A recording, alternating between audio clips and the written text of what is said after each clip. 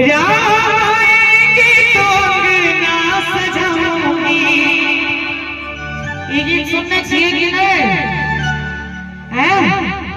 तो ताली हमारे पापा जी बजे थी, यहाँ सब बजे। एक बार दोनों हाथ उठा कर प्रभु श्री राम के नाम पर दोनों हाथ ऊपर उठा दियो तो रामचंद्र भगवान की राएंगे तो ना सजाऊंगी। दीप जला के दिवाली में मनाऊंगी। और जे ताली ने बजे थे ना हाथ में खोलवे है।